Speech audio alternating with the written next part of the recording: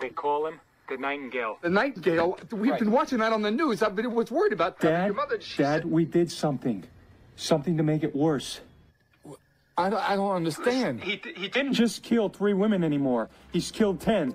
Something we did changed the past. Now, what did you do last night, Dad?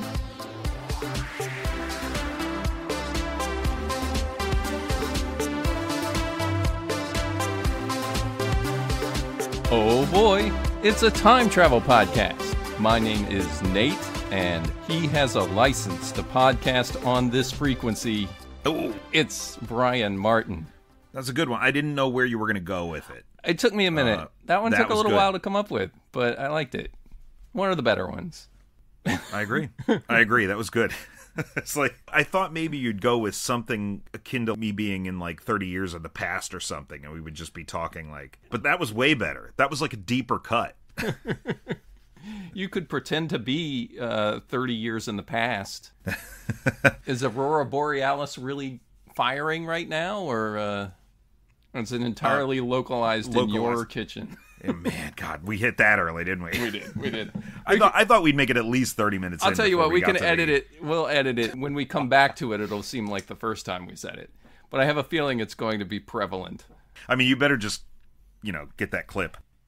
Frequency. You had seen it, but how recently since this watch? Frequency came out in the year 2000. That is the last time I saw it. Oh, you saw it in the theater. I saw it in the theater, yeah. Like, this was we all work in a movie theater and we're going to watch it the night before it opens kind of deal. Which we did with, like, everything. So, good, bad, whatever. There was nothing really competing for our attention the week that Frequency opened, so... Frequency's a weird movie. Yeah, that's a little unusual. Yeah. Maybe not surprising that it took many years for it to get off the ground. Oh. The script bounced around Hollywood for like a decade. It's another like millennium situation. Oh, no kidding. You got some history on this movie then. That's it. That's all I got to say about it. No, I'm just kidding. I can't remember when it started, but I know that Sylvester Stallone was looking to play the role of Frank Sullivan in like 1997. Sylvester Stallone? Sylvester Stallone is Frank Sullivan. Now, that ultimately went to Dennis Quaid, obviously. It's hard to imagine anybody other than Dennis Quaid in this role at this point. Yeah, that's curious. Stallone. That's a little weird. That's a tough sell. We love you, Ron! I love you too. The thing that makes Stallone a tough sell in the lead role in this movie is that he does not appear to be a person who would utilize a ham radio in his spare time. That's true. And your hobbies, what? You do what now? I could get on a ham radio at night. And it's like, do they understand you? Who do you talk with? Yeah, that's good. Well, I mean, we've kind of dove into the movie right away. Can you tell me what it was about? Yeah, sure. Whoa, wait a minute. Doc, are you trying to tell me that my mother has got the hots for me? Precisely. Frequency, as I mentioned a second ago, released in the year 2000, written by Toby Emmerich, who is primarily known as a producer and music supervisor on movies, but he's also the brother of Noah Emmerich, who appears in this movie. It's directed by Gregory Hoblit, who also directed Primal Fear, Fallen, and Fracture, and just, I guess, anything that's involves the letter F in its title. The Frighteners? That was not him. Oh. No. That was Del Toro. So Hoblit was also a producer on the 1978 Doctor Strange TV movie, which is an interesting credit to have. For anyone, yeah. For anyone, yeah. That Doctor Strange movie notably starred Jessica Walters as Morgan Le Fay, I'm sorry. So that's kind of fun. How much could this banana cost, Michael?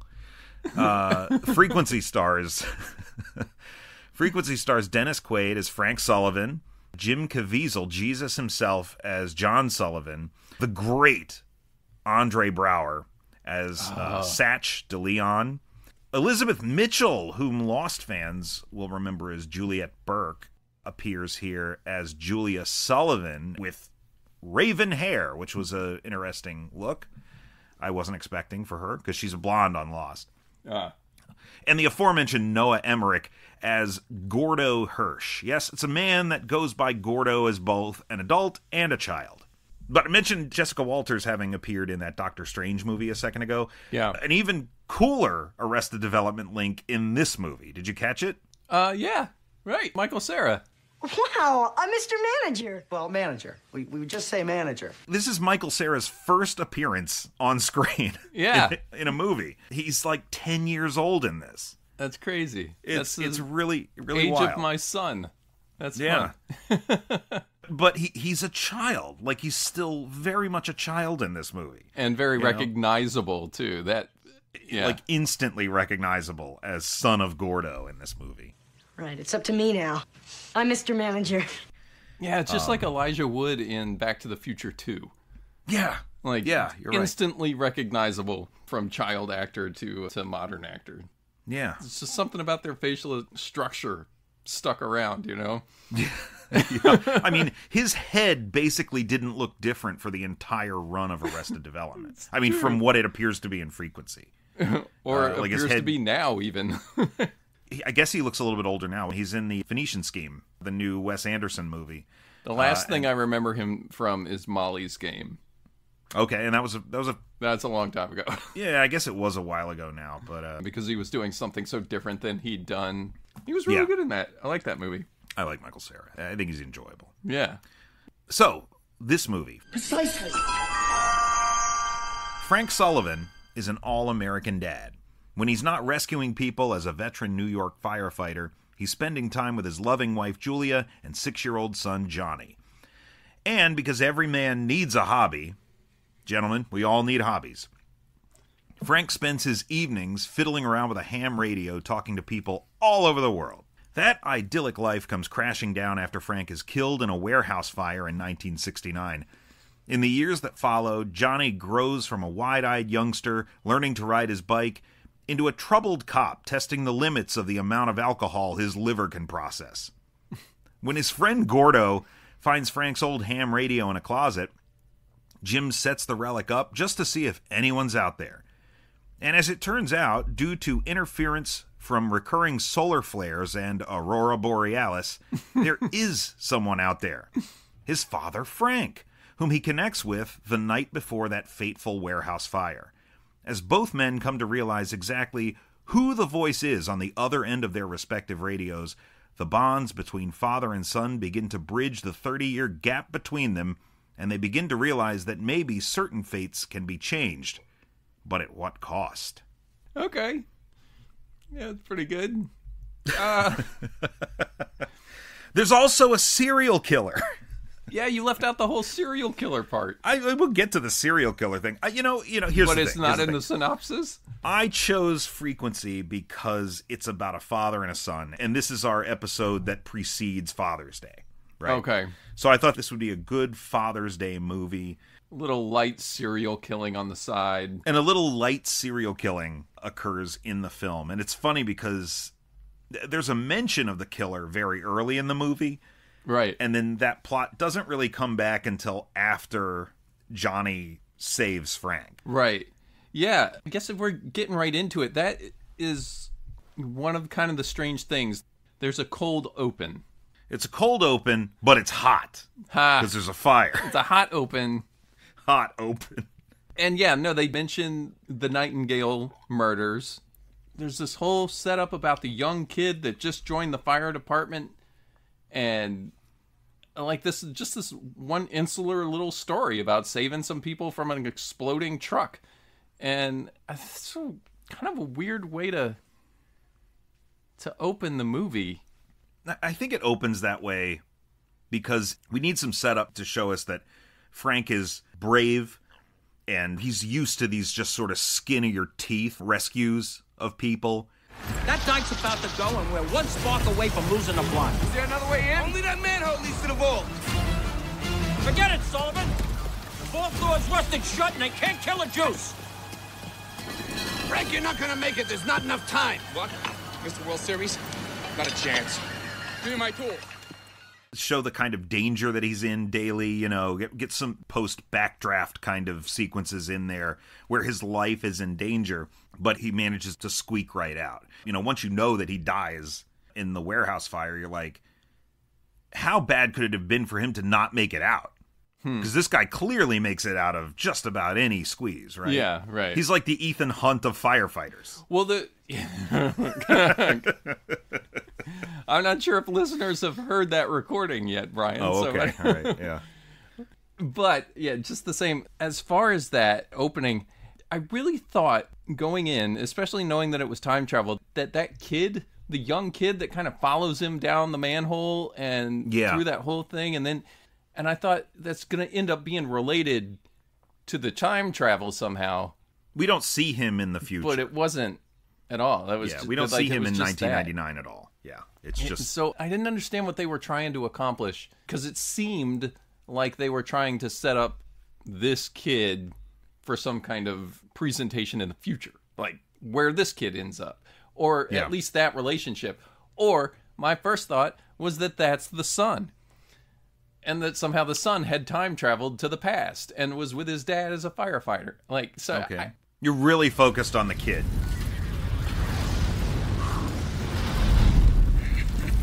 Welcome to the company, kid. Well, what is this guy? Who is this guy? The movie compels you. Puts it on. Yeah, on him, the movie definitely points you in that direction. Okay. So there's no fault there on the on your viewing. Did you like the movie as overall? Man, you know, I brought the olives. I have olives here tonight. Oh wow! Because I felt like we've been getting away from the general format of the show, and I wanted to... I am drinking my whiskey, and I've got whiskey with 0 sugar Dr. Pepper cherry. Oh, I thought you were going to say like 0 sugar whiskey, and I'm like, the fuck are they doing? No. What have they done to us? No, I don't even know what it would mean. In the whiskey. Whiskey 0. No, I had a Low Country shrimp boil for dinner this evening. Ooh. So I don't know that I necessarily need the olives on top. No, probably not. That's good eating. But you're right. We do need to get back to that. And, which reminds me, in just mentioning that this movie had such a roundabout way of coming to the screen, we need to get the unapologetic geek, friend of the show.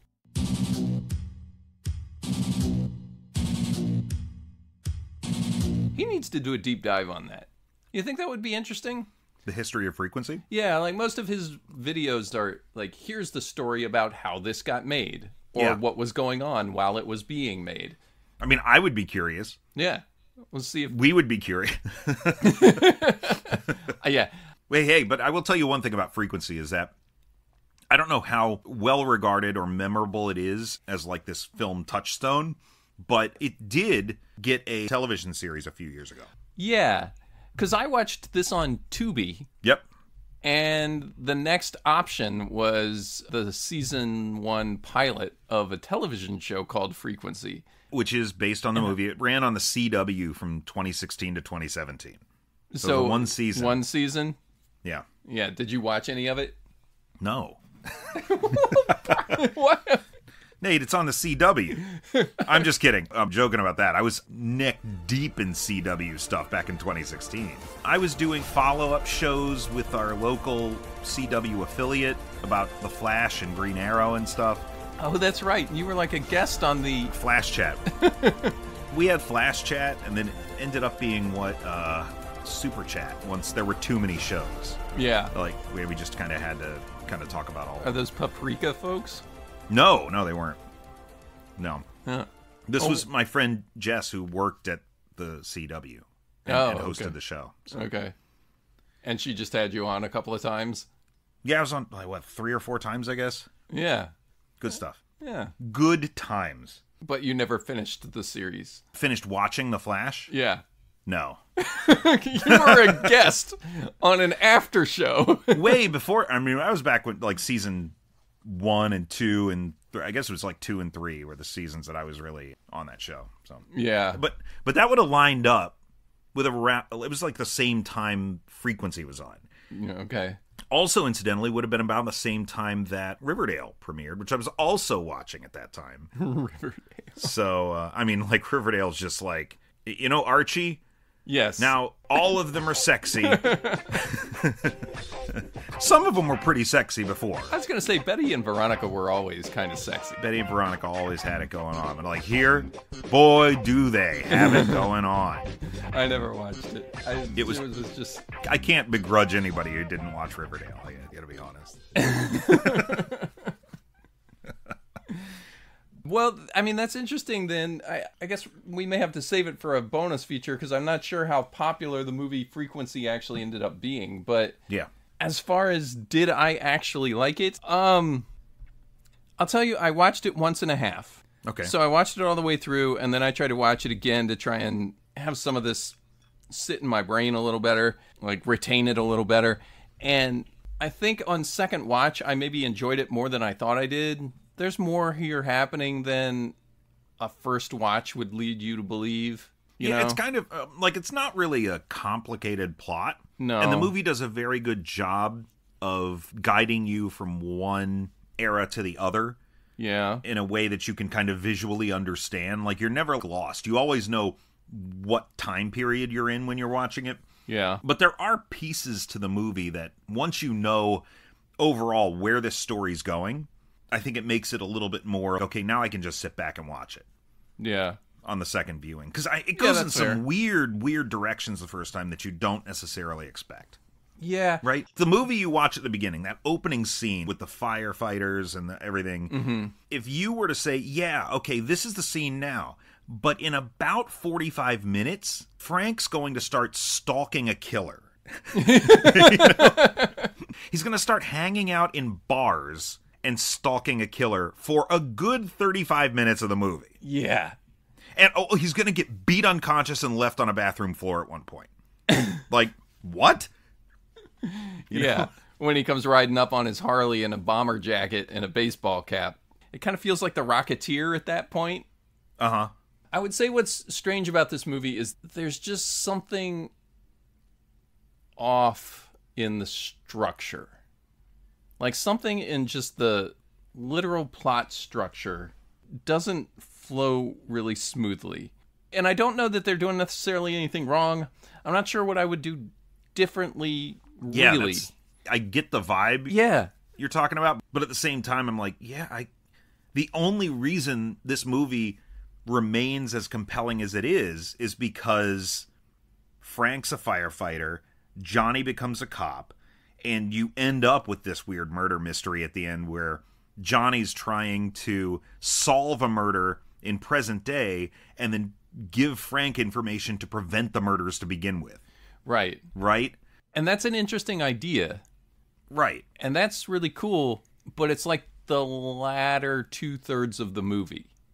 Yeah. And then the first third of the movie is another story about trying to save your father from his passing and the relationship that he has with his father. And like, it doesn't get deep into what that relationship could have been or should have been or how he was affected by that loss.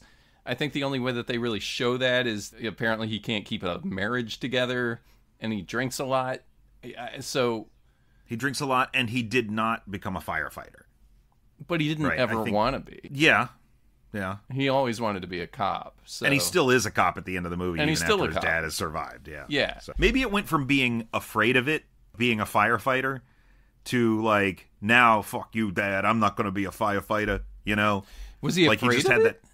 Is that what I don't know. I'm just reading into that. Yeah, it's like, I didn't get that at all. Because she was you're like a talking little about... kid, it happens, and you're like, I'm not going to do that again. Yeah. I'm just reading. I don't totally think that reading was into it, though, because... He's just a police officer. Yeah, because the kid just always wanted to be a cop. And that was kind of the thing, like... Hi, John. Frank tells me you're a cop? Yeah, that's right. Yeah? Well, my 6-year-old keeps telling us he wants to be a policeman right after he retires from the majors. We just bought him a badge and a whistle for his birthday. Yeah, I remember. I used to play cops and robbers all the time, but my mom wouldn't let me have a toy gun. Sounds like your mom and I would get along. Like, oh, you're a third-generation firefighter and you want to be a cop? Come on. Yeah. They set that up enough that I don't think there's any trauma that he may have suffered from having lost his dad at that age is very superficially drawn. when the movie opens in present day, quote unquote, his wife is walking out on him. Were they married, or was it just a were they relationship? fiancés? Yeah, I don't think they were married yet. Okay, so Right. she's walking out on him, and like we're supposed to care about that, or we're made to believe that we're supposed to care about that, but it never really develops into anything. And then when she's gone, and then it's more just there as a checkpoint, because there's that point at which he alters the past and then goes to find her, and it turns out they've never been in a relationship at that point. Right. Yeah. And then you see her again at the very end, and it's like, oh, they've got 2 kids now, and she's pregnant, or whatever, you know? Right. There are some fun ideas going on in here. There's some fun scenes, interesting ideas. It really is just a structural thing where it seems like you've got this first third of the movie that should be carrying all the weight. Mm-hmm. Any character drama or character change or an arc would be carried through this father-son relationship and saving my father on the eve of his death, right? That in and of itself is a story. And then you've got this other thing that's about solving a serial killing cold case with help from somebody in that time period and being able to communicate and changing the future. That's like a whole other movie. Which was the idea? See, I'm thinking, like, would this work better as a TV series? Because you could actually do something like that. You know what I mean? Yeah. But which was the idea? I think the idea was the ham radio. License to broadcast, buddy? Look, I really don't remember how this thing works. Listen, you can't broadcast without a license. Unless This is an emergency. You're gonna have to get off the band. Hey, pal, my whole life's an emergency. There's certain, like, ideas that you hear in movies, and you're like, God, that's an amazing thought, because who hasn't had the thought, oh, I wish I could talk to my father 30 years ago, or something like that. It's like, that's Back to the Future stems from that. You know, what if I met my parents when they were high schoolers like me? Yeah. Especially when you've lost a parent, right? The idea of being able to go back and talk to them, and suddenly you can connect via this ham radio. Mm-hmm. Like, that's a great idea, and it's one that's like immediately people feel invested in, because you can imagine what that experience would be like. Sure. Yeah. So it's more like we have the ham radio, these people are talking back and forth across time periods. What are we going to do with this? What do we do? Okay, well, he rescues his dad. Yeah. Oh, but then his mom dies. Oh, and then let's just make it a kill. You know, it's like the give and take. For a long time in the movie makes you feel like you can't have one thing without sacrificing another. Right. And that's ultimately not what the movie's saying. You know, it's just like the bond between a father and son can bitch slap anything. You know, that's is that what the movie is? That the meaning of the movie? That's what I took from the ending. Once they're on that track and they've got this guy cornered in 2 time periods, it's like the end of this movie is bananas. It is wild. It is insane. And the first thing it made me think of was Looper, because it operates on the same time adjustment theory. Right. And as much as I loved it in Looper, I don't know if it works everywhere. We'll get to that when we get to we'll the definitely end. get to that. But you remember, in Looper, I was a big fan of that. Yes. So because it's visually very, very interesting, and it's used to kind of hold something over somebody in Looper, right? So the effect of it is a little bit different, right? Even though the effect itself looks very similar. You know? Speaking of effects, the first thing that I wrote down, and just out of curiosity, I can't wait to hear it.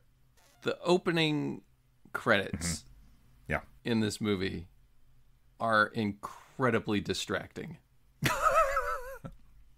Yes. I agree with that. You agree with that? Okay. Yeah. It's like so hard to read. It's hard to read, and it's in the way. Like, oh yeah, they've begun their movie. Their movie has started. You're supposed to be following what's going on, and then these things light up on the screen and force you to read them. And like Twinkle and like and I yeah. get I get it was supposed to kind of evoke that like Aurora Borealis kind Right, of like or- fading and right, like and the cascading sunspot lights or kind of. something, yeah. Yeah, but you're right. It's kind of like the main title equivalent of like people who come into the theater late.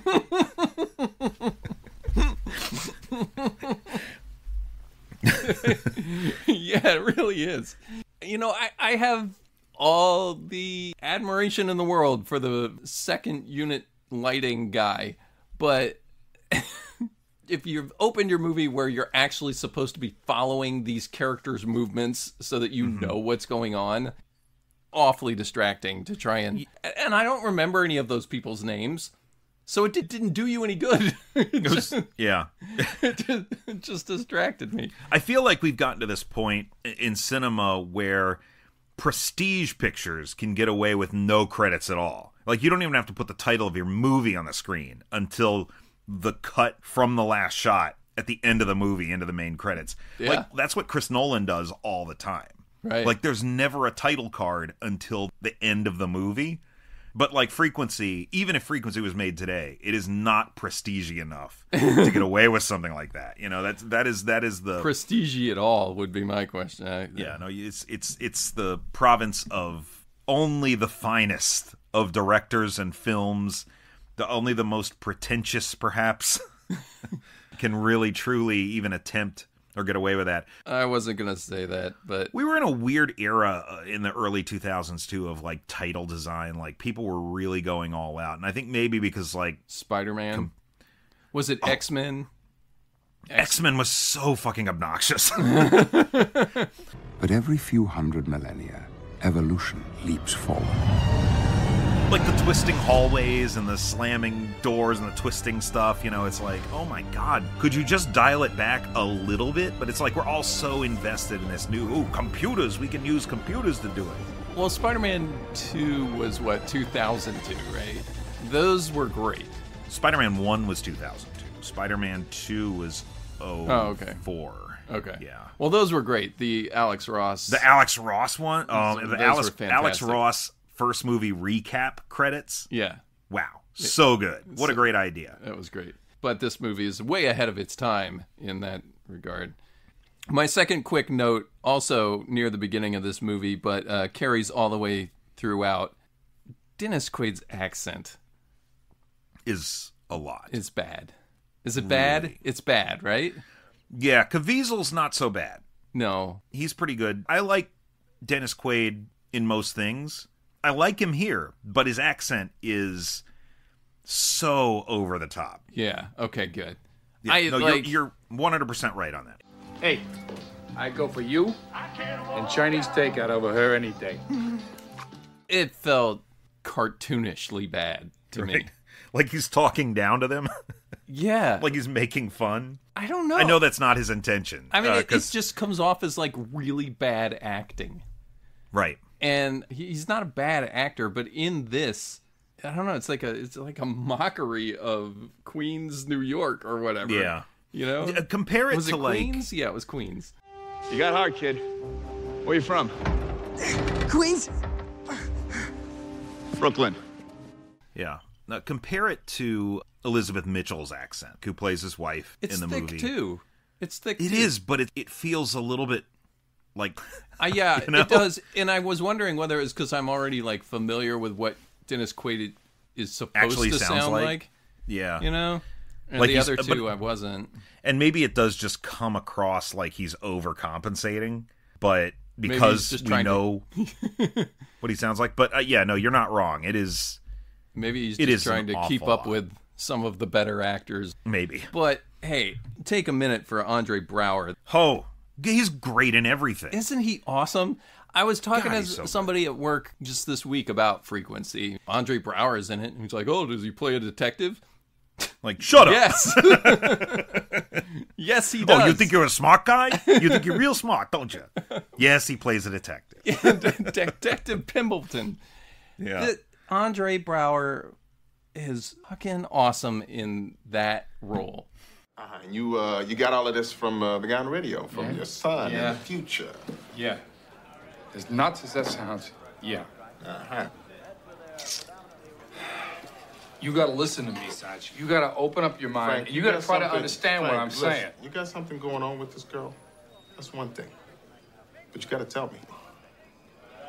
Are you listening to me? You're in a world of shit.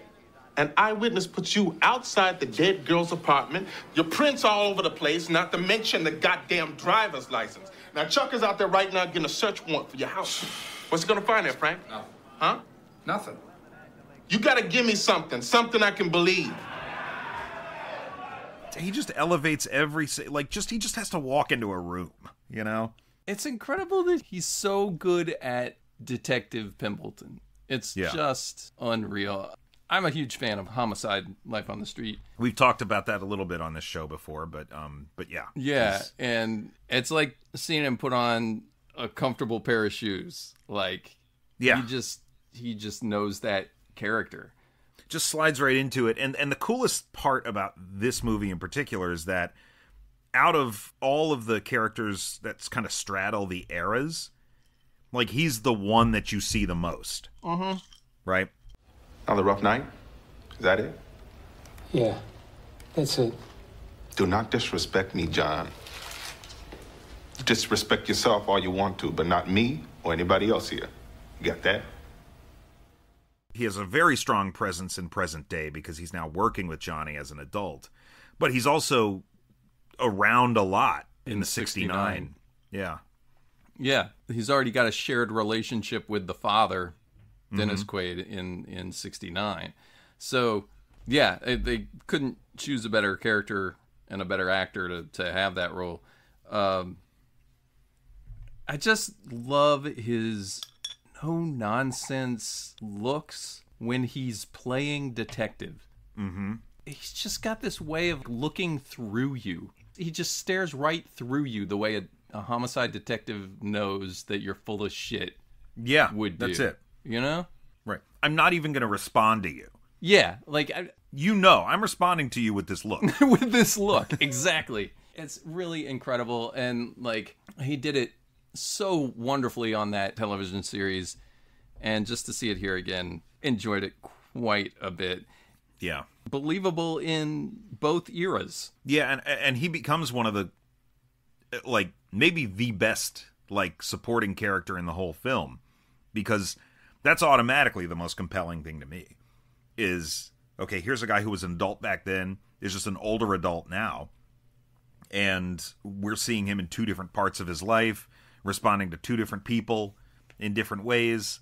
Mm-hmm. And that's way more interesting to me than Johnny as a 10-year-old and Johnny as, like, an adult, right? Those are the same kids. Yeah. And they get a really cool scene, too, where they get to interact on the radio, right? I think it's more fun when he talks to his childhood best friend. I definitely want to get to the conversation he has with Gordo on the radio. Yeah. But yeah, Brower, top-notch. Like, any movie is lucky to have Andre Brower, or was lucky. Rest in peace. Do you want to know the very first note I wrote down about this? It was not about distracting credits? No, it was before. It preceded the credits.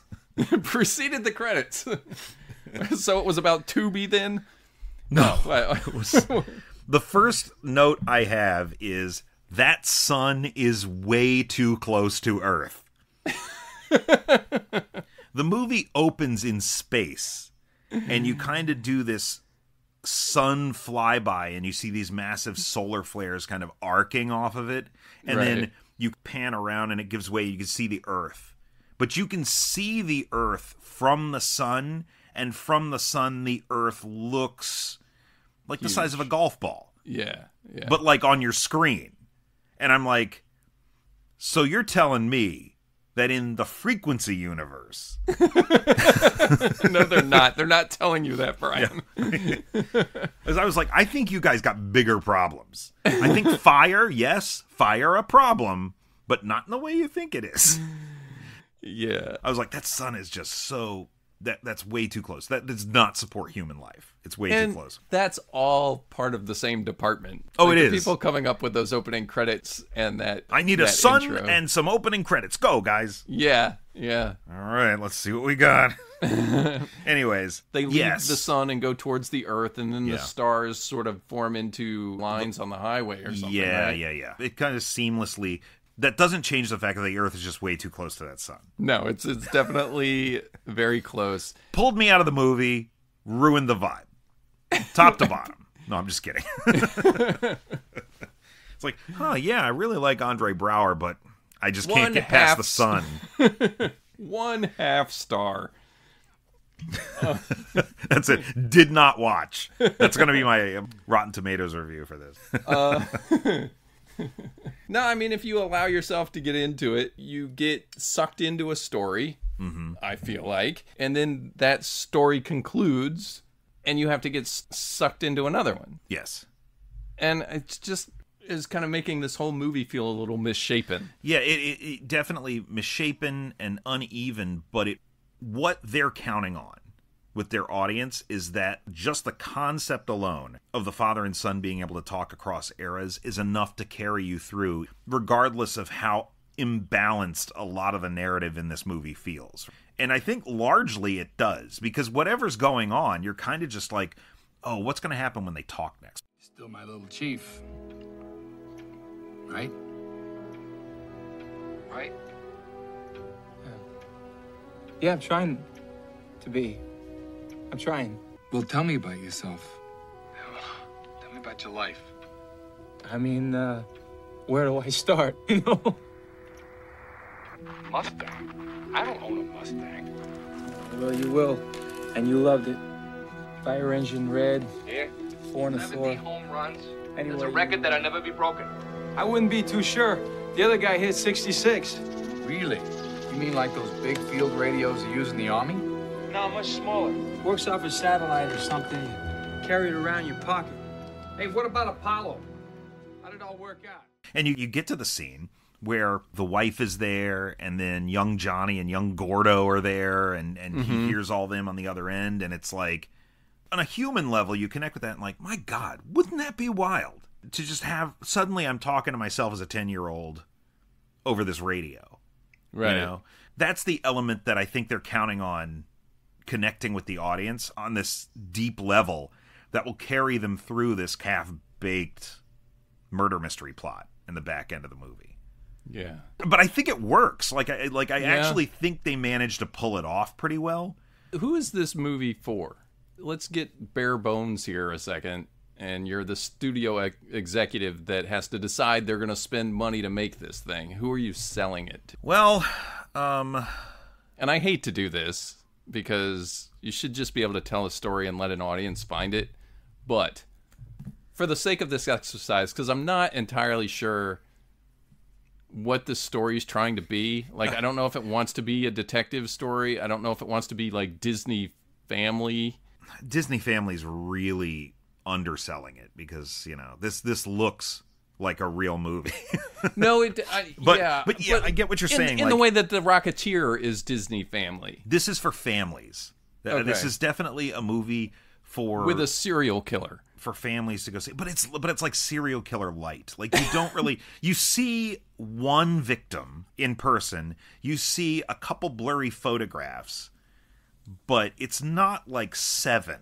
You know, like at no point is this movie going to trick you into like being like, oh, look, we're a nice little family drama. Now here's that glutton guy, you know, the one who's not quite dead yet. It was the sloth guy that wasn't. The sloth dead guy yet. Wasn't dead yet. That breathes in. Yeah, the biggest jump scare of the 90s. Yeah, spoilers. I guess. just cover your ears at that part. If you don't want to jump. Oh, we can't watch that movie anymore anyway. It's Kevin Spacey. You're not allowed to like Oh, yeah, stuff. you can't. He dies at the end. Look, my policy about Kevin Spacey movies is as long as he dies at the end. Oh, it's all good? Still good. Like Baby Driver. Oh, okay. You know? Like, so, yeah. like, I'm okay. Okay with it. But he wanted to die. He dies he in gets American what he Beauty, wants. Too. Oh, that's true. Yeah, that's in 7. He does want to die. Anyway.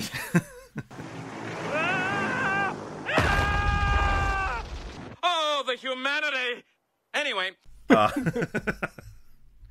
yeah, I think that's who this movie is for. Like, I could see fathers and sons going to see this movie, but it's got to be fathers and sons who are like in this perfect age Like, a guy in his 30s can't take his, like, 10-year-old kid. That's not what I mean. Now, if he was in his 50s and he was taking his 30-year-old kid to see it, that you could do.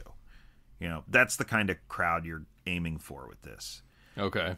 But I would say that the indicator of who they're aiming for with this movie is perhaps best assessed by the song that plays in the end credits. Which is? Which is When You Come Back to Me Again by Garth Brooks. Okay? Now, I will tell you... I think I may have missed that. I think Tubi started playing the TV show before I actually got there. This movie had a fucking Garth Brooks, original Garth Brooks song at That's the pretty end. big for that era. Like, this was for the movie. So this song and its music video were in high play on like CMT and country music radio during 2000. Man. And so I don't remember 2000. I mean, I guess it was 25 years ago. Yeah, I mean, it was a while ago. But you think, who is this movie made for? Follow the song.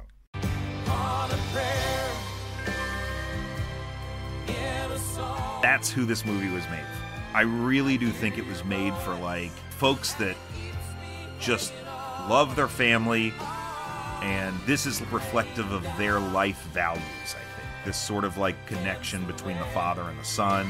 Mm-hmm. The feeling that you'll do anything to save your family, which is what the whole movie ends up being about, regardless of anything else. Of, like, whatever crazy shit is going on. Yeah. All this is about is unifying a family at the end. And when you get to the end of the movie, you see all of them together at a baseball game. Right. What could be more American family than everybody connecting at a baseball game? Right. That's what I feel like. It's old company softball game. It's made for a vibe. Best exemplified by the fact that Garth Brooks performs a song at the end.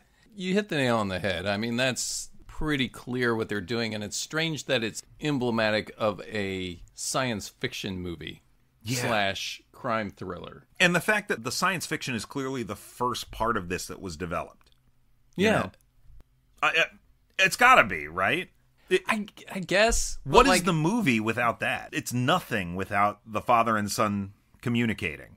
It's one of those two stories. It's either detective solving crime from the past or son saving father. I really believe that the root of this movie was probably son saving father via the communication between past and present. And then they started writing the screenplay. They got about 30 pages in. And there's not enough here. He rescued the father. 30 pages. Okay, so we need... Exactly. That's what I'm driving at. So we're going to need 70 more pages.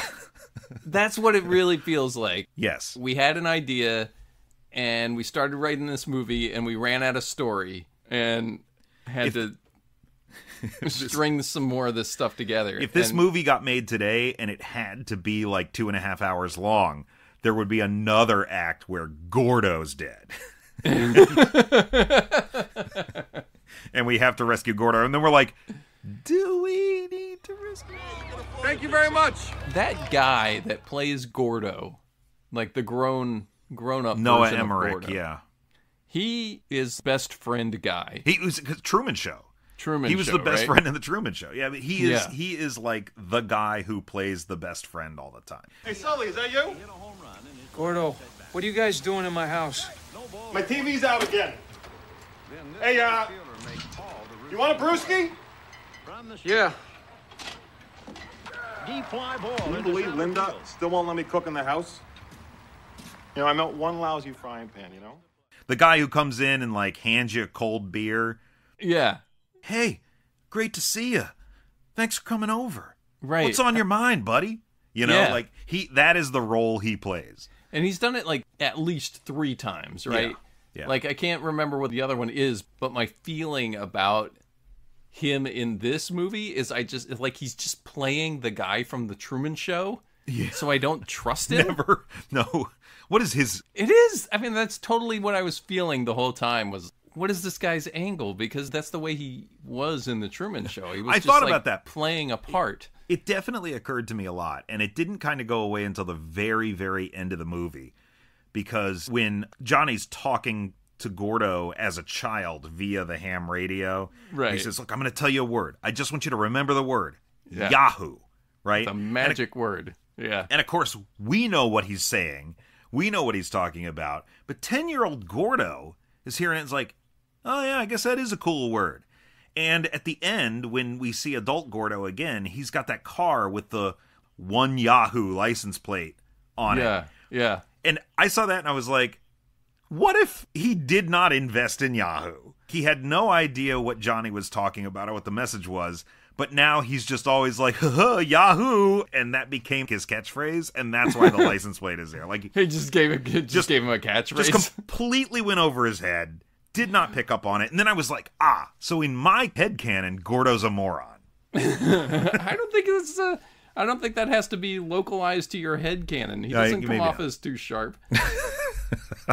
But that is the benefit of having watched it a couple of times, because the first time through... So Yahoo went up another 5 points today. Man, I missed the boat on that one, huh? Shoulda, woulda, coulda, pal. They're having a conversation about how his stocks are down on something he had invested in. And he's like, man, I wish I'd invested in Yahoo or whatever. And I missed that entirely. Oh, yeah, I didn't even... that flew right over my head. Yeah, like he apparently misses the boat on something, and then at the end of the movie when he's got the license plate that says Yahoo 1, I was like, wait, did he invent Yahoo? Because transparent aluminum? Was it like, because he got the word, did he invent Yahoo? How does that make him a internet engineer?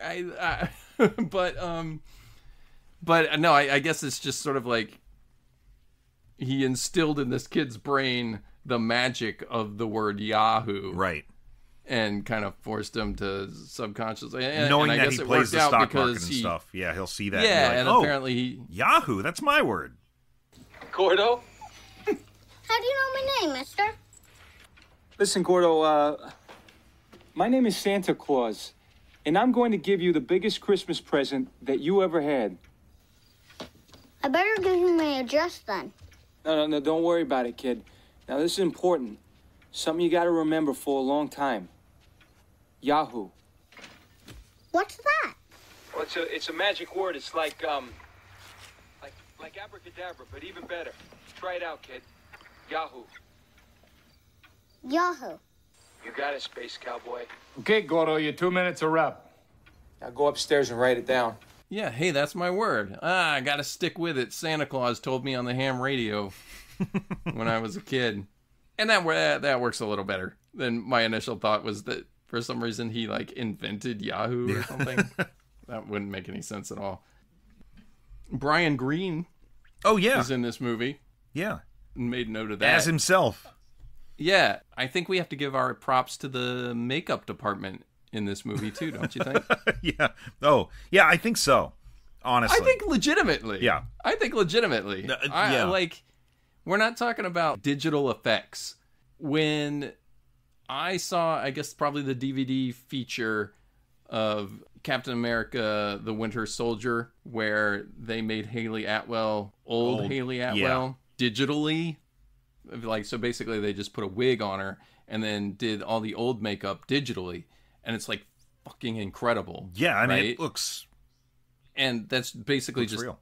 How you do it now. And how I would advise people to do it in the future, because that looked fucking great.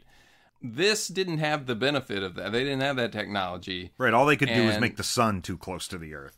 That was right. The extent of the technology.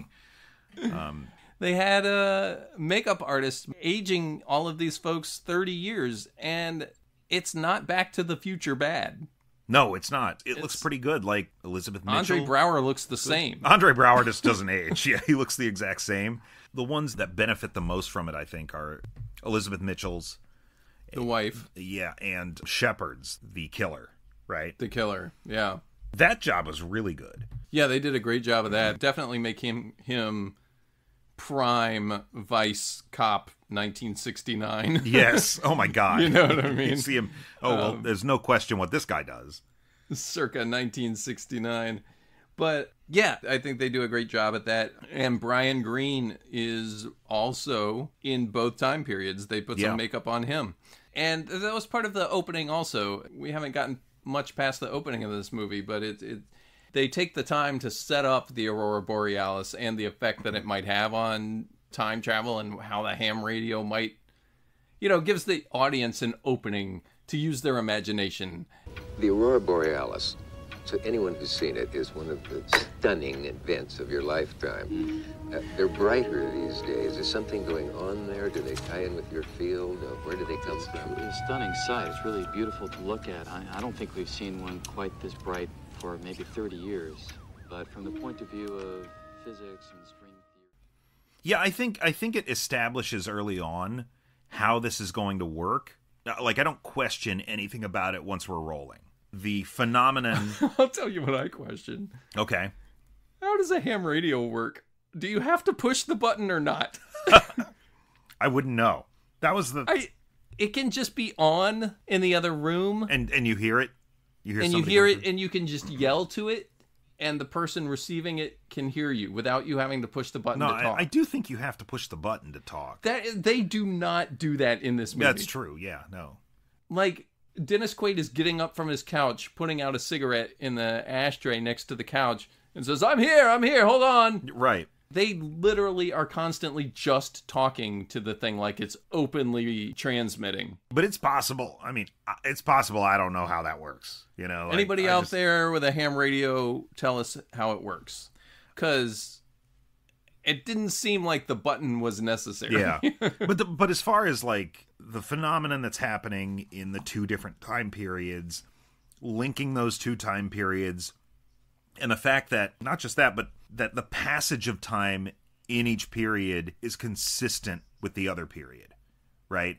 So like they first talk in the night, they both go to sleep, they both have a day, and then they talk again at night. It's not like what happened in the past is in the past, and I can contact my dad at any point during those 3 days. It's like the movement is linear and consistent in both of those periods in relation to the other. And I like that, right? The movie couldn't work if it wasn't like that, but it just establishes it and keeps on trucking and plays that rule consistently. It does a very efficient job of establishing what its rules are and presenting them in a way that the audience can easily comprehend. Even for people like us who tend to overthink it and try to dig in, it's like, no, this all tracks. Like they're following the methods and the rules that they've laid out. No, I agree with you. Yeah. Like for a good time, it seems like we know what's going on, and then it just kind of goes off the rails at the end. But like I said, teasing where we're going. But I'm gonna say the use of baseball in this movie. Is there a better way to convince somebody you're from the future than to call out a baseball game? Not for these guys, not for many folks. I think it's actually really good because, and fortuitous that just talked about Slaughterhouse-5. In that podcast, I brought up using baseball to explain linear time to aliens that don't experience it that way. That Cisco did, yes. Yeah. There's no better sporting event to illustrate cause and effect, I guess is the best way to put it, right? You throw the pitch, the effect of that pitch is you either swing and miss or you hit the ball. And what happens? It's so much easier to track than, say, any other sport. That's right.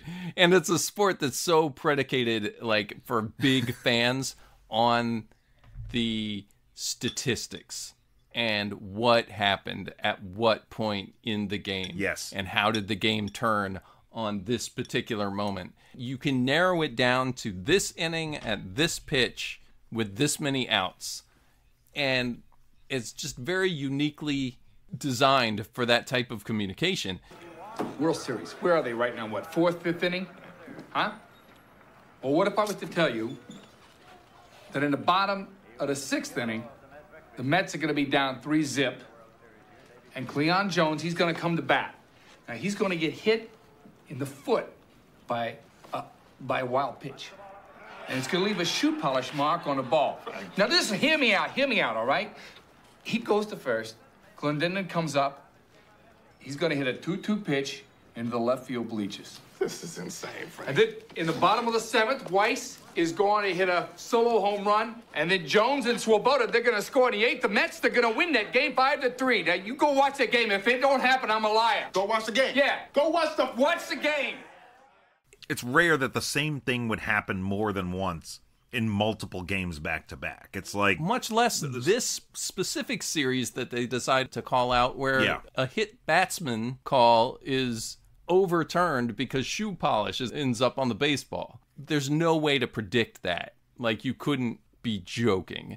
And I think it does take some onus on the audience to just let the story get rolling. You know, like, I don't know how long it would take for somebody to convince me that they were talking to me from the future. You know, like if I were on the radio with a voice, I think it might take them a while to convince me that it's Waylon on the other end 30 years in the future. At this point, what would you have to tell me? Like if you just threw something out there, like Secretary of Health and Human Resources is going to be on live TV drinking raw milk tonight. It's like, okay, anybody could assume that's going to happen. Okay, you're going to have to do better than Thank God for baseball statistics. Yeah, right. Like, it's like, you're right. That's the easiest way to kind of assess these things. You know, it reminds me of that. Remember the Quantum Leap episode where Sam calls Gerald Ford's stumble off Air Force One on live TV at the end? Yeah. Similar kind of thing. It's like, you've got to have these moments that are just completely precise and is that the one where he's unpredictable. Is that the one where he's like a stuntman? That's the stuntman one. Yeah. And he's like convincing his dad to let his sister kind of go off and do her own thing. Right. Yeah. Misty Zapst wrote to us before the recording of this episode to mention that she got a Quantum Leap vibe from when Johnny is talking to his mom over the ham radio. Ooh. It was very similar to Sam talking to his dad in the pilot over the telephone. Yeah, you're right. Yeah. I thought that was a good pull. It's appealing in the exact same way. It's like, what if you had a chance? What if you could do this? Yeah, you know, right. What would that feel like? What would the experience be like? And I think this movie does a pretty good job on both ends of the spectrum, from Frank and Johnny, to be able to kind of navigate that in a really emotional way. You know, yeah, that's what makes the movie work. If it weren't for the strength of that idea, all of the ideas that are swirling around this go from either being like, okay, it's like not strong enough to carry a movie, or like, what in the world is going on here? You know, like, it's just, and like the concept is good enough that it really just feels like each piece of it is just barely strong enough. Does that make any sense? No, yeah. The whole movie just feels like it's ready to just kind of fall apart, but it doesn't. I would say it never feels more ready to fall apart than when Frank is going to the bars to try to follow the girls, the Nightingale killer. Yeah, but what's the name of the killer? The Nightingale killer? Yeah. Oh, because he's killing nurses. Yeah, of course. Duh. So but why? Why what? Why is he killing nurses?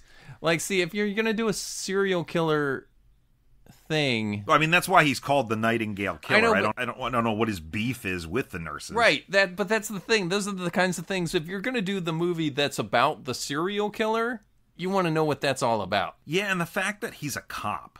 And the fact that he's a cop. We could know a lot more. And the fact that he only killed 3 before a nurse literally saved his life, and he decided, I will continue to kill them. Yeah, that's the crazy thing that happens in this movie. The reason that time changes once Frank is yeah, this is fun. Frank is saved from that fire. This is good.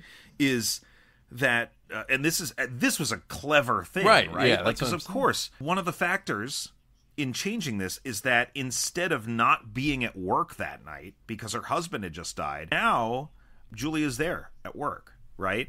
And she notices someone administering too much of the wrong medication and goes and stops him, saves the guy, and the guy she saves is the killer. The Nightingale Killer. Mm-hmm. So it's like you just end up now his killing spree just continues, and now you're a victim of it. Like, that was pretty cool, seeing that scene, you know, when he goes in and says hi to her and she notices, and it's like, oh, that one little thing could have changed it And all. they put it together pretty quickly, too. Yeah. The detective in the future. But you're right, that's pretty cool. Like I said, if you really want it to be about a criminal drama about a serial killer and a cop trying to track him down, and like those are all psychological about like what's his motivation, like why is he killing, why is he chosen to do these things, there's a reason, and then you use that against them and force them to fall into your trap or something like that. But here it's just like because he kills nurses. Why? Well, because the main character's mother is a nurse and we need her to die. Yeah, I mean, like, that's it. It's not that movie. You know, that's not what the movie is. I know, but it wants to be, kind of. It wants to. I think it wanted to be this other thing, but then it had to be this. I think what it wants is for its audience to be less interested in true crime podcasts.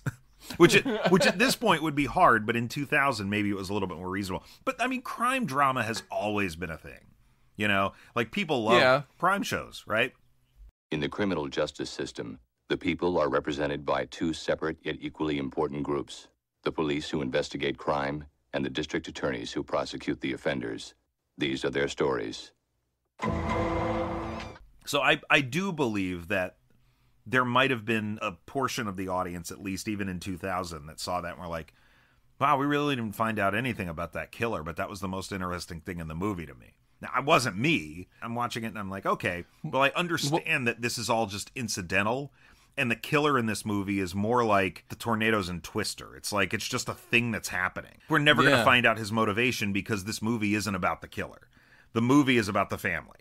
So what's the most interesting thing that happened in the movie to you, Brian? The most interesting thing that happened in the movie to me was when Johnny has the conversation with his dad and his mom and Gordo and John. That's the best part of the movie for me. But the most interesting thing in this movie is the radio and the communication, right? That's you know what the most interesting thing. Yeah, no, you're right. You're right. Well, what's the most interesting thing to you? When that guy's hand disappears. Oh, that's fucking great.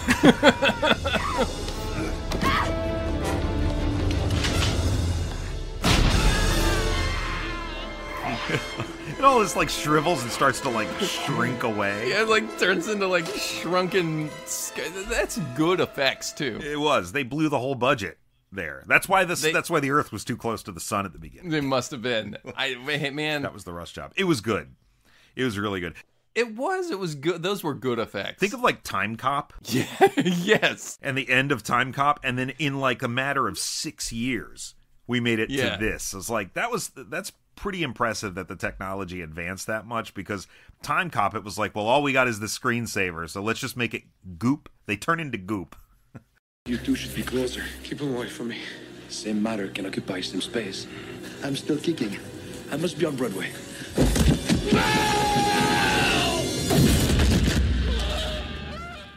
Can we talk about the end now then?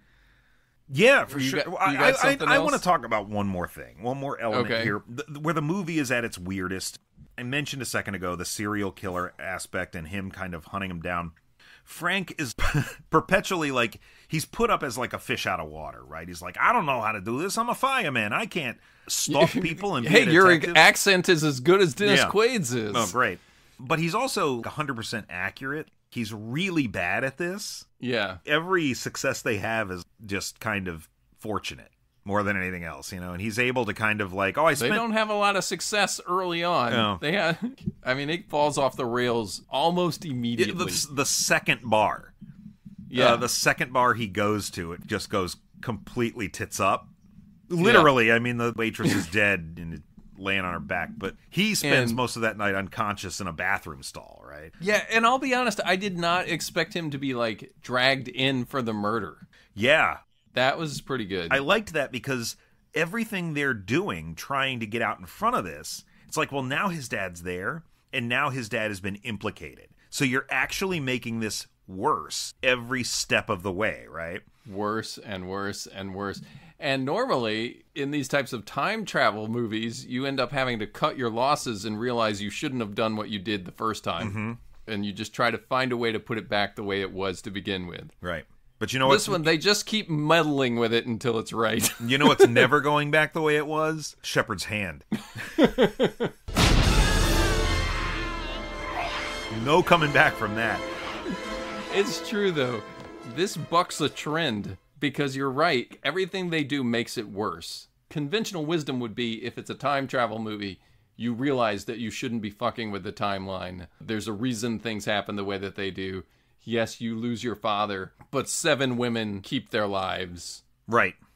And that's the way it's supposed to be, so you don't get to have your cake and eat it too, or whatever, right? But this movie is like, nah, just, you know what? Just keep working at it. Yeah, we really just, what he has like one additional victim? The poor waitress? By the end of the second waitress, he only has one more victim than he had the first time, right? It was the waitress. Because they get him. Well, that's not even, is she, like initially he had 3. And by the end, he's only had 2. Yeah, but she wasn't one of them because he died before that in the original. Yeah, but there's like 8 other women out there, Brian, that are but they didn't still get killed. breathing. They didn't get, I mean, maybe they did. No, because didn't he just lay low for a few years after he got ID'd? I don't remember. But you know what? I don't honestly know. My point was that they just keep meddling until they get it the way they want it.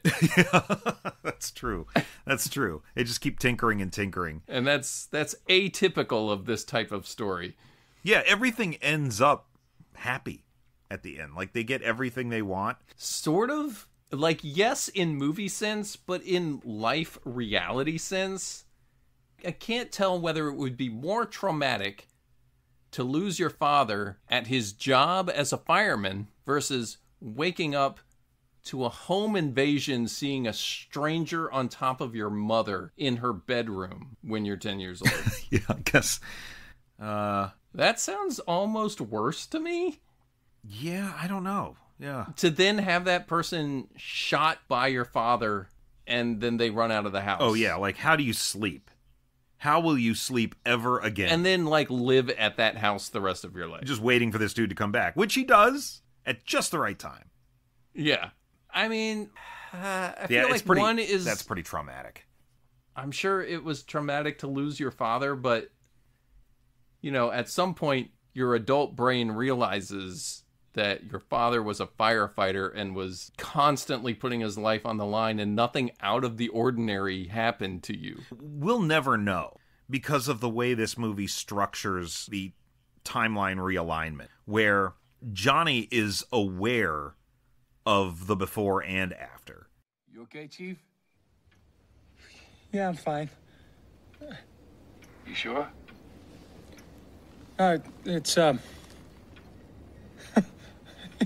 It's it's tough to explain.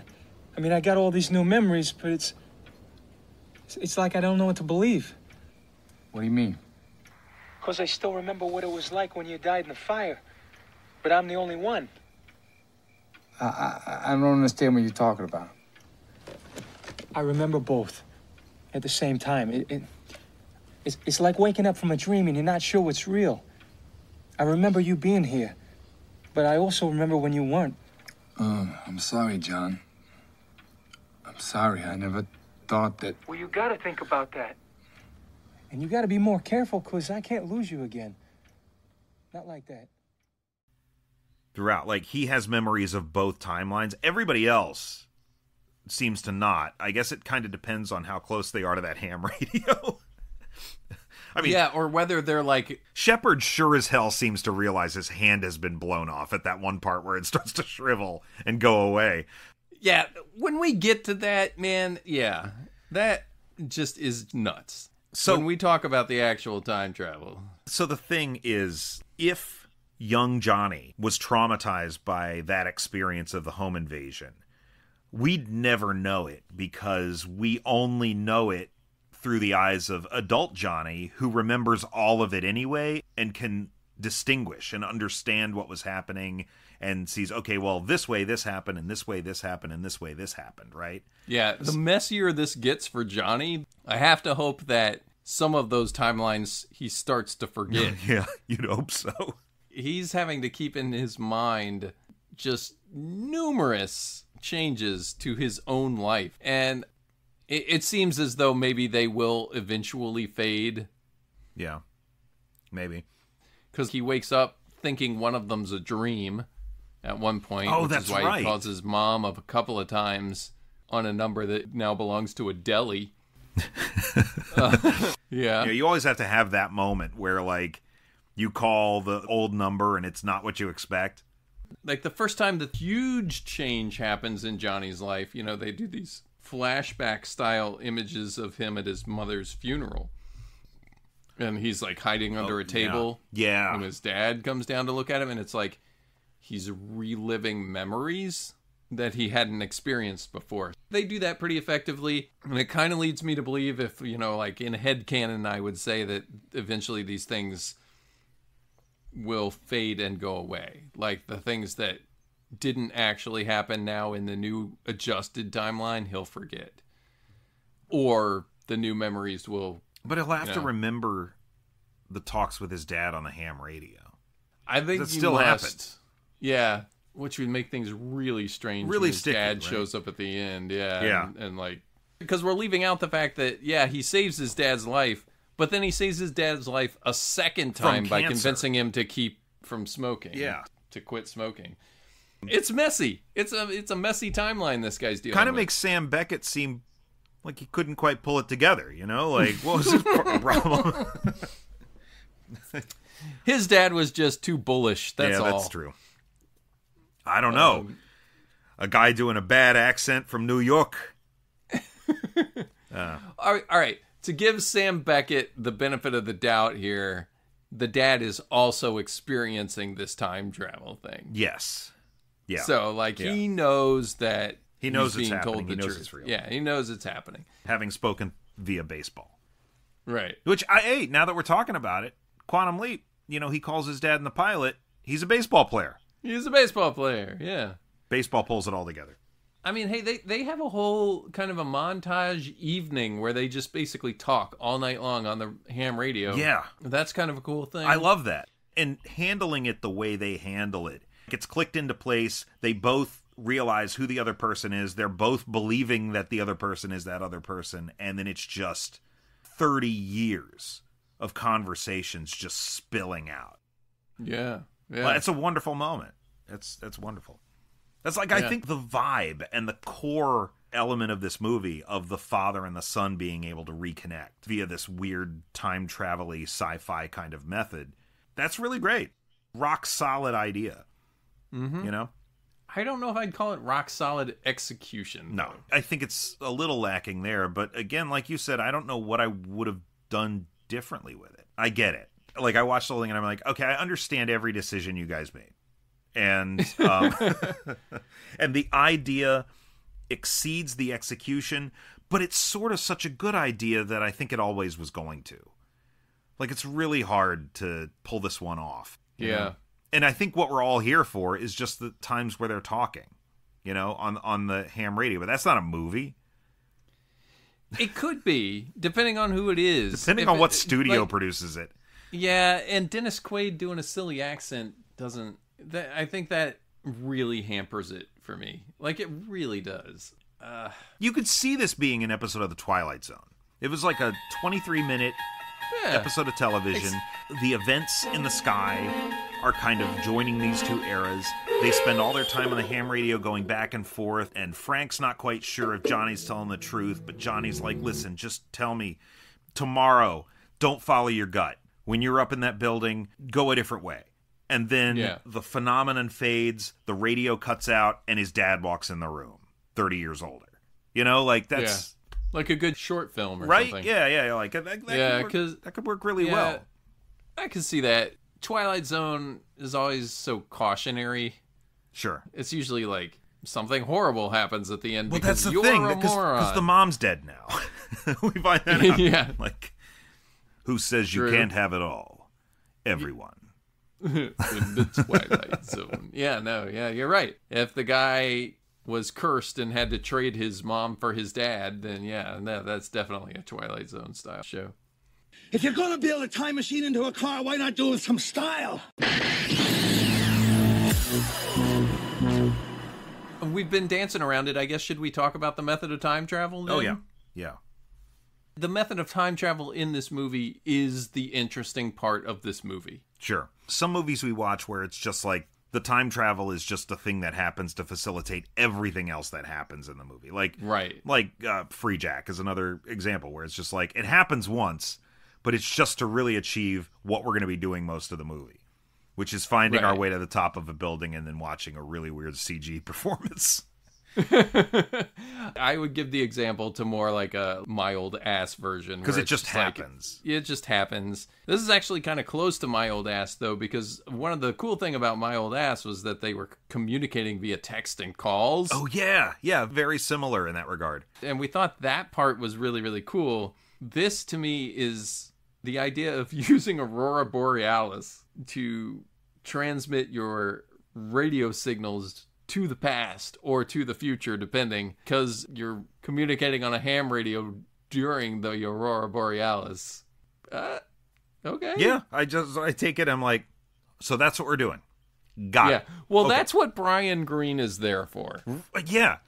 To lend some credibility.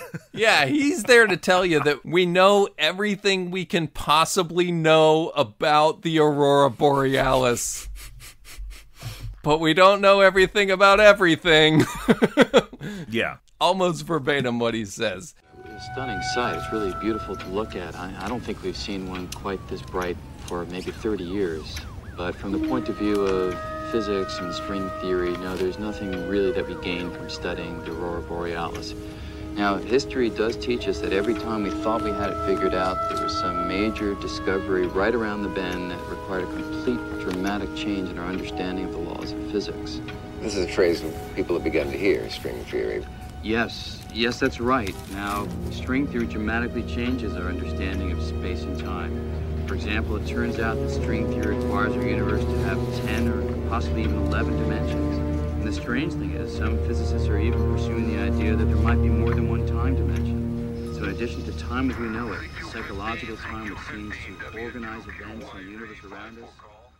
If you guys don't know who Brian Greene is, though, he is like the preeminent string theory physicist guy.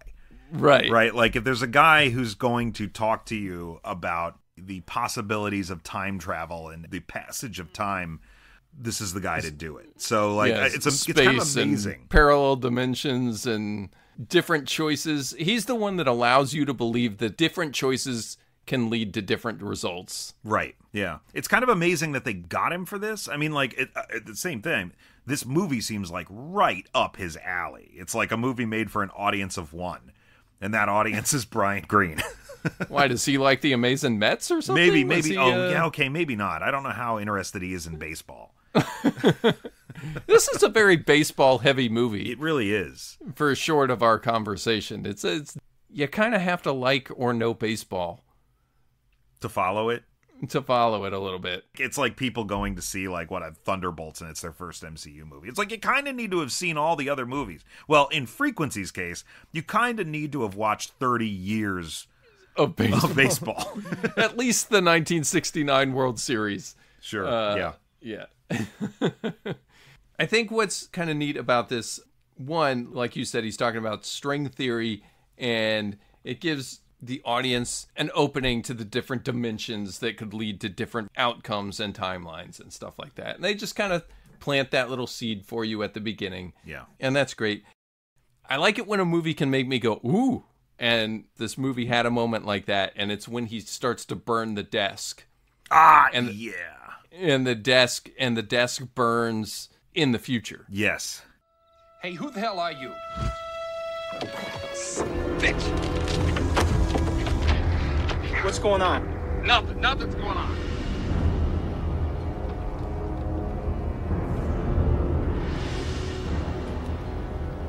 Oh my God. You burnt the desk. I can see it. Are you still there? I said you burnt the desk. I can see it. Hello? Hello? Come back. Talk to me.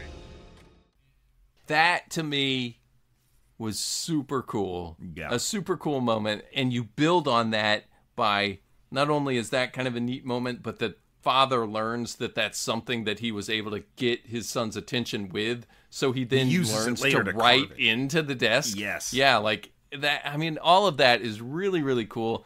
Going again back to Looper, where they'll write notes to themselves in their own skin because it'll arrive there later.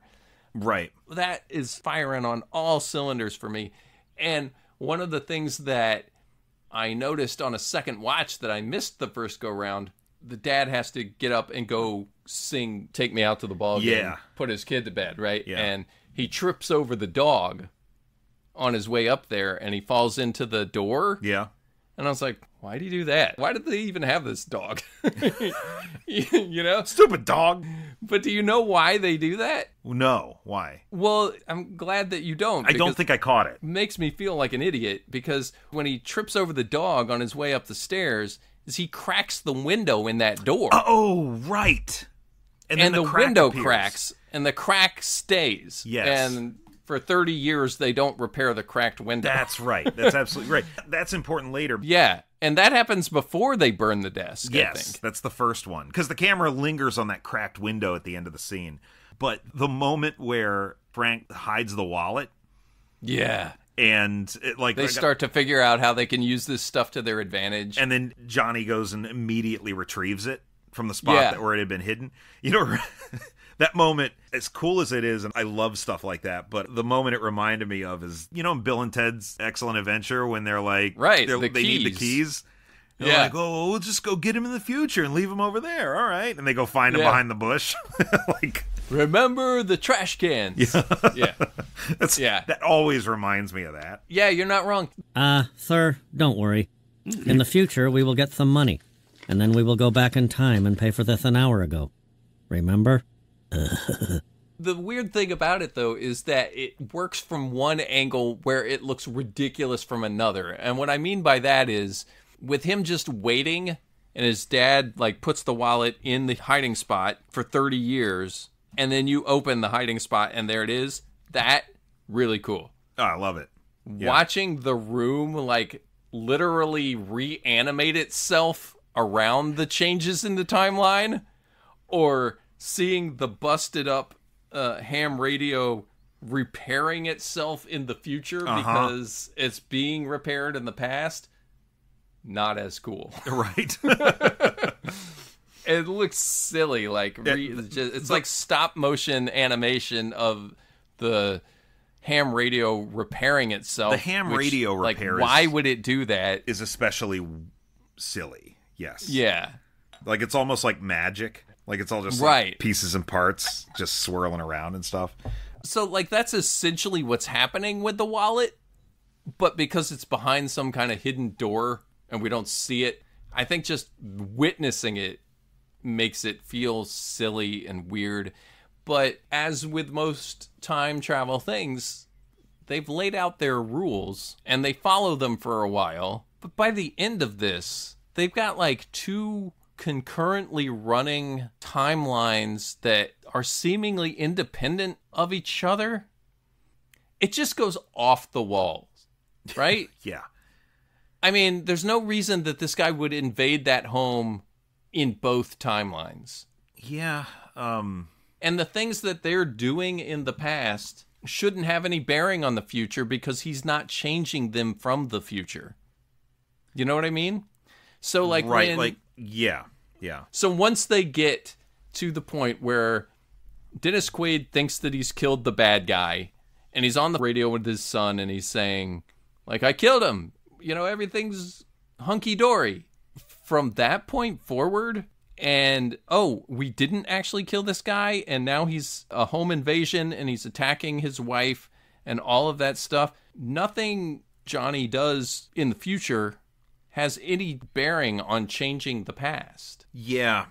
So he's done affecting the past in any regard. Right. So it shouldn't be changing his present. But I think the only scene that sets any of this up is the scene where Johnny confronts Shepard in the bar. Yeah. And tells him, we got you, you just don't know it yet, right? As a matter of fact, I caught a case that goes back to your day. One of the Nightingale murders. No kidding. No. Missing teenager. Disappeared back in '68. We found her bones last week. Buried behind some old diner out by Dykeman Street. Mary Finelli. Hey, talk about dumb luck. The odds of anybody finding that girl 30 years later and the chances of hitting a dental. Forget about it. The best part is she's the first victim. And she knew the killer. So I'm betting those old bones are gonna do a lot of talking. Not for nothing. The past is a funny thing. We all have skeletons in the closet. You just never know when they're gonna pop up and bite you in the ass. Huh, Jack? What are you looking at? Stealing your life away. You went down 30 years ago, pal. You just don't know it yet. But yeah, given what we've seen about the effects and the changes of the time travel within the course of this movie, once we get to the point where he's a home invader in 69, that scene in the bar probably doesn't happen anymore. It doesn't happen anymore. You know? But yeah, you're right. I think that's the one spot where the movie kind of skirts over the rules a bit, because it just gets really messy. Because for us, the audience, we're still thinking of it like that scene happened. So to me, I'm just an audience member. I'm sitting there. I'm thinking like, oh, he came here because he's after Johnny, because Johnny confronted him. Right, but that version of him doesn't exist anymore. Yeah, speaking to you, the audience member, like that, he's not going to re-invade a home that he invaded 30 years ago. He knows that house now. He has a whole experience there. In fact, 30 years ago, he got his hand blown off. He's not going back into that building. Yeah. Are you crazy? So, like, by the end of this, they just need a bunch of crazy, tense situations to be happening, but none of what they're showing us works at all. Given everything they've established over the previous 90 minutes of this movie. Yeah. No, right. 100%. It's just there for dramatic impact, you know? Right. And I think dramatically it works fine, because seeing him in the past, it's fun in a way. It is it's fun. Like it's silly. It's seeing him in the past and seeing him in the present and seeing both sides struggle with it simultaneously, and then Dennis Quaid comes in and blows him the fuck away at the end. There's something just very satisfying about that ending, you know? But it's because we, the audience, are conditioned to really love endings like that. Yeah. It's not because they've done anything particularly well, other than say, wow, we could really ratchet up tension by doing this in two places simultaneously and having that be the reveal of old Dennis Quaid at the end when he rescues his son. It's kind of the only way the movie was ever going to end, I think. Right, but like... I mean, ever going to end once they realized they only had 30 minutes of material. I think that it is, as a time travel movie, a failing, because it just really goes Looney Tunes.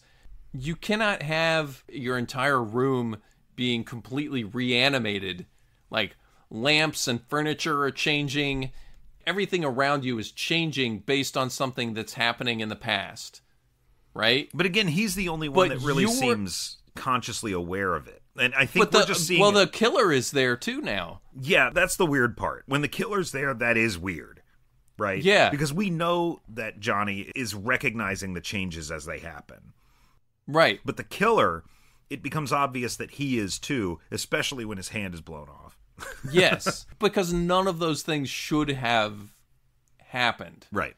Because as those things play out in the past, you're no longer affecting them from the future.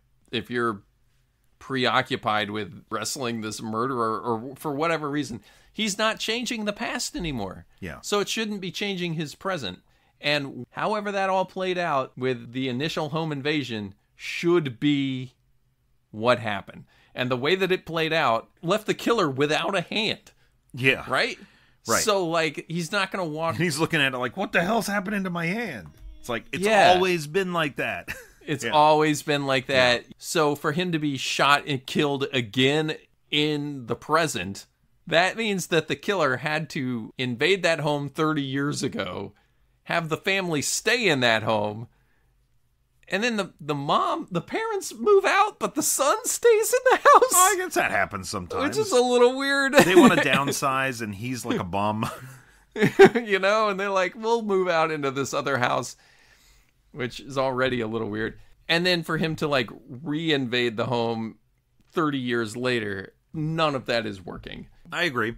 Yeah, I agree. That doesn't make any sense. I'll admit, I don't like it as much as I liked it in Looper. Okay. When that guy was getting carved up and pieces of his body were disappearing. Tortured. It makes the same lack of sense in that movie where I'm giving it a pass. Yeah. As it does here where I refuse to. Poor Paul Dano. Yeah. Is that wrong of me? It's wrong of me, isn't it? No, I mean, I think it's not. And the reason it's not wrong of you is because this movie establishes a set of rules and plays by them so well up to that point. So I think it's okay to be angry at it for doing this at the end because it's like you were doing so well and now you've kind of... Okay. Whereas Looper never was doing any of it well. No, Looper was like, who fucking cares, right? That was the thesis of Looper. It doesn't matter. When I hurt myself, it changes your body. So is what I do now change your memory? It doesn't matter. And I think, that works fine for Looper. Yeah, works fine for Looper. But as far as the time travel method itself, overlooking the fact that the filmmakers kind of stop playing by their own rule book there at the end, just looking at it from a method, how it's presented here. Well, it's not even technically time travel. Well, I mean, it's messages from the past and the future. Messages, right? Yeah. So, message in a bottle kind of stuff. Yeah. So I really like it. I like it. I think it's unique. Like, again, the ham radio thing is a great idea. Because, like, who in the world in the modern day would be using ham radios? The Aurora Borealis and the solar flare phenomena that are happening concurrently in both those eras is kind of facilitating this. It's easy for me to think, like, this could only happen to these two guys. Yeah. Right? Like, there's not, like, 50 people out there who are having the same experience because who's doing this? Right. So I think it's a kind of a unique idea. And again, I go back to like what it does, like reconnecting the dad and the son. I'm like, that's great. That to me is just. But is that part of the time travel when we're talking about the method of time travel? No, not so much. But as far as this movie's concerned, the outcome of it that's pretty emotionally satisfying to me. But I mean it from a way of like if it were me and I were in Johnny's position, or heck, if I was in Frank's position and I was talking with Miles, like that's amazing, Yeah. That's incredible. So it's pretty good for me. It is. It's good. I don't have the list in front of me. My burned up computer has still got the list on it somewhere. Where are you thinking? Because I'm feeling like this is maybe right under drug-induced time slipping. It's kind of the same idea. What's the list? Oh, yeah. That's really... it's not like super low. So I don't think it's high. I mean, I like this idea, but I don't think it's a high. Yeah, I mean, I would kind of put this right under the time regressor. So here's what we've got so far. Okay. Guardian of Forever, Free Jack Time Machine, the Field Kit from Predestination. Oh yeah. The Time Cop rail car from the movie Time Cop, The Clock That Went Backward, the Air Raid Time Portal, the Time Regressor, and then the next one on the list is the Go Somewhere Dark and Clench Fists from About Time. And then we get this is better than that. The EMDR tappers and the drug-induced time slipping and so on and so forth. So I would put it right under the Time Regressor. You didn't set the recall computer. Oh. That's fair. Yeah. The Time Regressor is for me right now what The Clock That Went Backward was last year. Like, it's like... Everything, it's the bulwark. Yeah, everything from the time regressor up is the good stuff, and everything past that is the stuff. It's like, yeah. But I honestly think this might be the new one because I like this a lot, and I think this might be the new dividing line for me. There's so many angles to measure it on. What is it that you're liking so much about it? Is it just the idea of communicating with your son from 30 years? Yeah, 30 years? I think that's part of it. Yeah. Well, see, the other way to weigh this. The actual method of time travel is the Aurora Borealis captures the signal and transmits it 30 years through space-time back to the same location. Like, that's the method of time travel. I feel like what you're gauging it on is the story. The device itself is the ham radio. Yeah, it's just a ham radio. That's not a time machine. But how do you get a ham radio? You got to buy it, build it, assemble it. It's just like the fucking time regressor. And the Lasertron is connected to the thingamajig. Connected to the thingamajig? Oh, Jan, can't you see I'm working? I think what this movie, in the bare bones, is basically just telling you that the Aurora Borealis is a method of time travel. Yeah, I can believe that. that veers from science to mysticism almost. Yeah. But, I mean, that's what we're getting at. Basically, the method of time travel to me is the signals of a ham radio bouncing off the Aurora Borealis into the space-time continuum and being received 30 years later. Yeah. That's the method of time travel. And I'll give you that. Given the option, I'd take the time regressor, but I feel like that's probably the good spot. The time regressor is a quintessential time machine. Yes. Yeah. The quintessential time machine home appliance. It's seriously. I'm sorry that it comes from a cartoon in the 60s, but it's growing on me, Nate. I would say it's growing on me.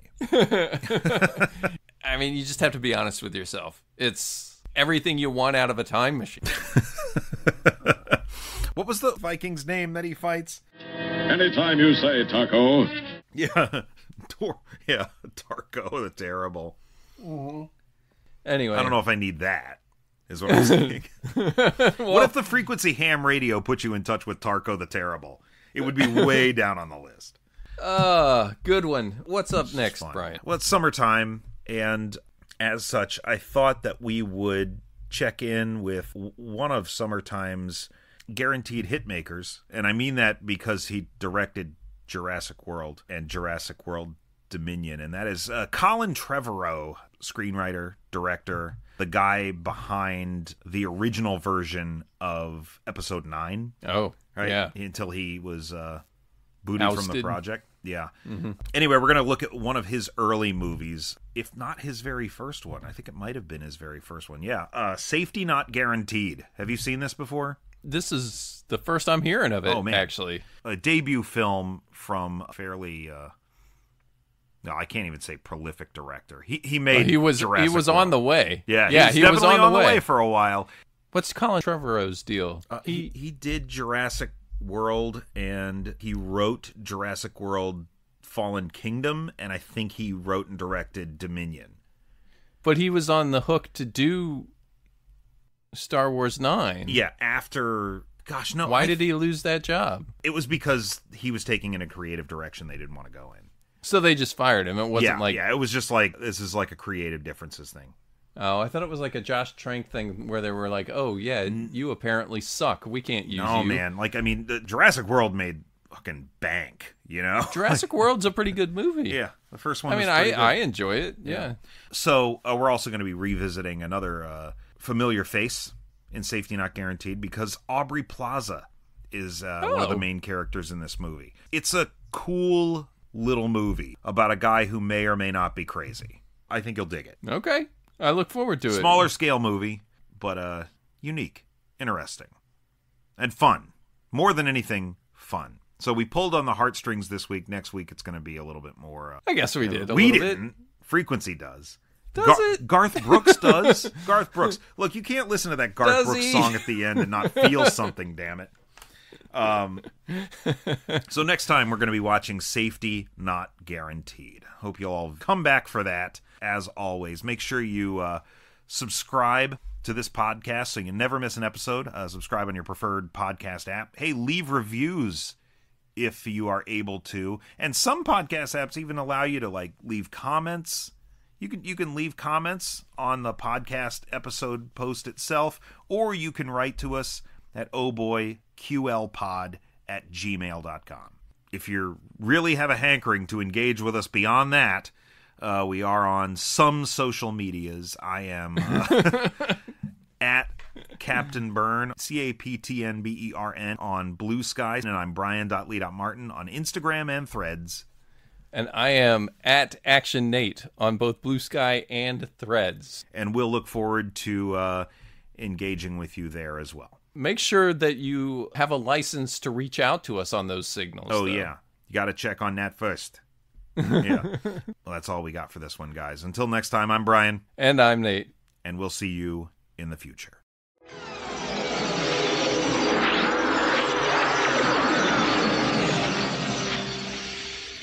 You're the voice of an angel. Reached right out of heaven and you pulled my butt out of the fire. Tell me I'm not dreaming here. Tell me it's really you. It's me, John. This ain't no dream. But how could it be? I don't know. But we gotta be talking off the mother-son spot of all time. Yeah, I'd say so.